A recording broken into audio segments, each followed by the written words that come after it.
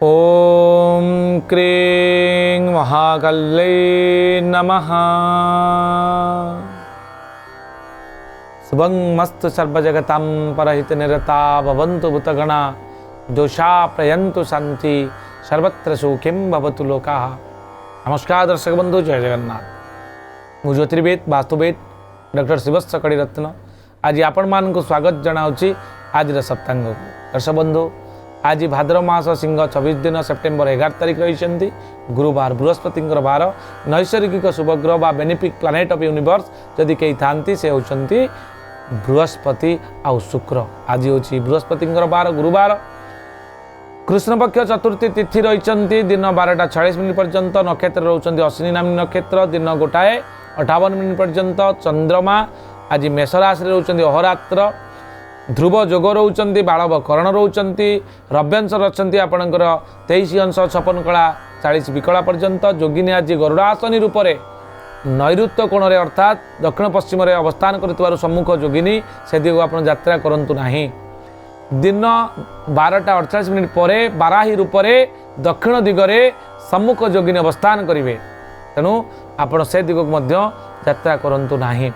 आज आम जब देखा शुभ कर्म केतबेले आम करबा आपणकर सूर्य उदय ठारू 8:02 मध्य दिन 10:28 रु दिन 12:55 मध्य दिन 4:10 रु संध्या 5:48 रात्र आपणकर 8:57 रु रात्र 9:44 पर्यंत एवं रात्र 12:52 रु रात्र 2:27 मध्य आपणकर शुभ समय थिबारु ए समय कौन शुभ कार्य आप आरंभ करेंगे।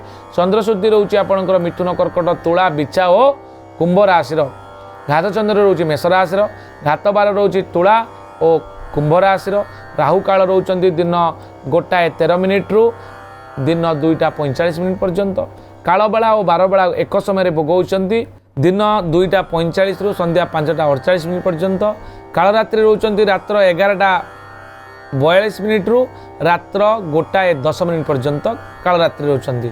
आज निषिद्ध खाद्य हिसाब से रखा जाइए मूला एवं बेल आज खातु ना।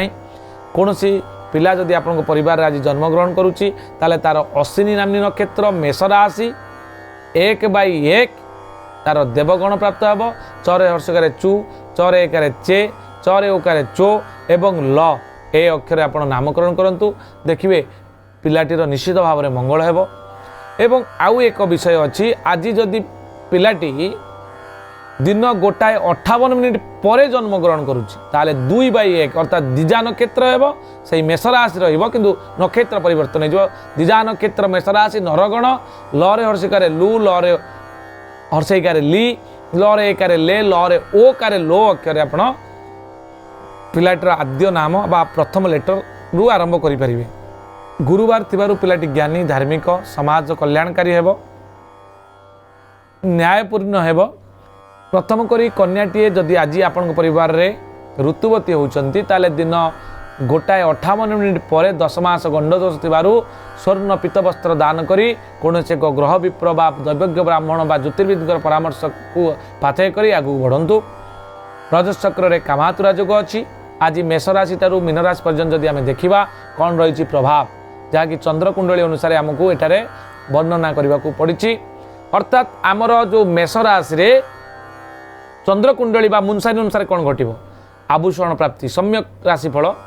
मेष राशि आभूषण प्राप्ति, वृष राशि मनस्ताप, मिथुन राशि आपंकर बंधु साहाय्य, कर्कट राशि कर्म को नहीं खुशी अनुभव करेंगे, सिंह राशि अर्थ लाभ, कन्या राशि शारीरिक कष्ट, तुला राशि स्त्री सहयोग वृद्धि एवं विचार राशि धन लाभ जोग अच्छी।